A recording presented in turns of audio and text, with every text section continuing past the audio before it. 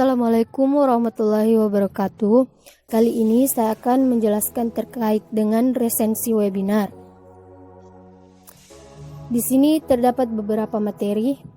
Materi yang pertama yaitu strategi mitigasi dan peningkatan ketahanan bencana di Selat Sunda oleh Tobagus Solihuddin PhD. Pesisir Selat Sunda rawan bencana gempa bumi dan tsunami, baik yang bersumber dari erupsi gas maupun dari megatrust. Peningkatan kesadaran dan kesiapsiagaan masyarakat melalui pendidikan, pelatihan, dan sosialisasi, salah satunya pembuatan taman peringatan tsunami. Sejarah telah mencatat pada 416 meter Gunung Krakatau purba meletus dan kemudian menyisahkan 3 pulau. Pada tahun 2018, letusan Gunung Anak Krakatau mengakibatkan tsunami hingga 7 meter, lebih dari 430 korban jiwa. Lokasi pemetaan evaluasi rawan pesisir dan rawan bencana. Pertama, di Kabupaten Serang. Kedua, di Kabupaten Pandeglang. Ketiga, di Kabupaten Lampung. Dan yang keempat, di Kabupaten Tanggamus. Materi kedua yaitu rencana zonasi di kawasan strategis nasional Selat Sunda berbasis mitigasi bencana oleh Insinyur Suharyanto MSc. Mitigasi bencana adalah upaya untuk mengurangi risiko bencana melalui secara fisik dan non-fisik. Cara non-fisik antara lain melalui penyusunan peta risiko bencana, kajian AMDAL, penyusunan tata ruang, dan penyusunan zonasi. Rencana zonasi adalah rencana yang menentukan arah penggunaan sumber daya tiap-tiap satuan perencanaan, disertai dengan penetapan struktur dan ruang pada kawasan perencanaan yang memuat kegiatan yang boleh dilakukan serta kegiatan yang hanya dapat dilakukan setelah memperoleh izin. Kawasan Selat Sunda sangat potensial untuk dikembangkan sebagai pusat pertumbuhan ekonomi maritim atau kelautan. Namun, kawasan ini juga sangat rawan bencana, di antaranya bahaya tsunami. Aspek mitigasi.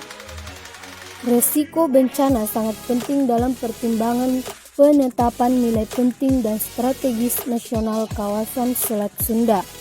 Kesepakatan para pihak dalam penentuan nilai penting dan strategis nasional yang telah mempertimbangkan mitigasi risiko bencana menjadi landasan dalam penetapan rencana struktur dalam pola ruang laut RZKSN kawasan Selat Sunda. Adapun tujuan dan manfaat, yang pertama, arahan alokasi ruang laut dalam penyusunan rencana zona CWP 3K.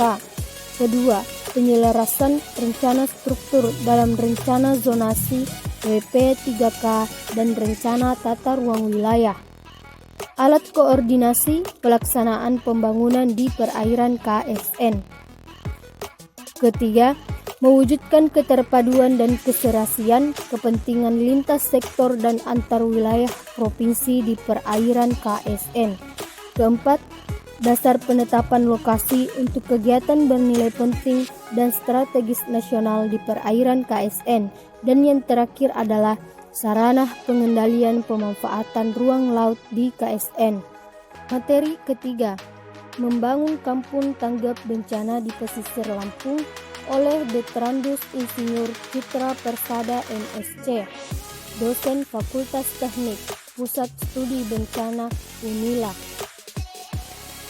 Kawasan pesisir Lampung rawan bencana tsunami, rob, gempa bumi, cuaca ekstrim, tetapi anugerah bagi pariwisatanya.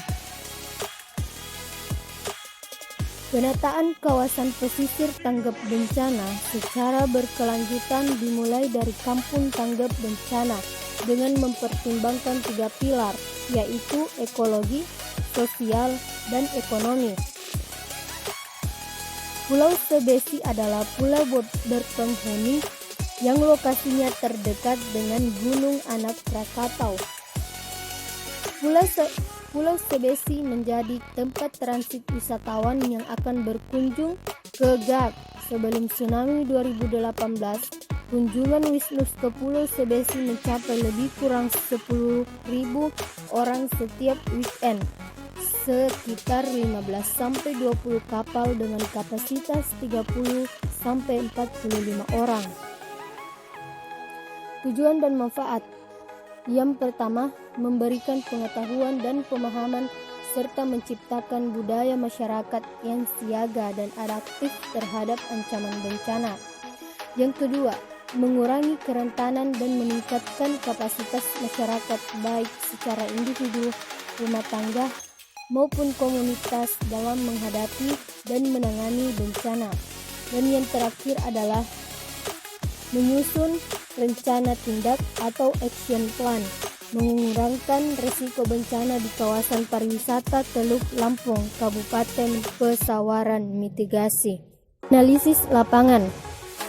Hasil evaluasi tertulis maupun wawancara disimpulkan bahwa kapasitas pemahaman masyarakat terhadap kesiagaan bencana masih kurang. Infrastruktur untuk evakuasi belum memadai. Jalur evakuasi yang pernah dirintis kondisinya terputus-putus.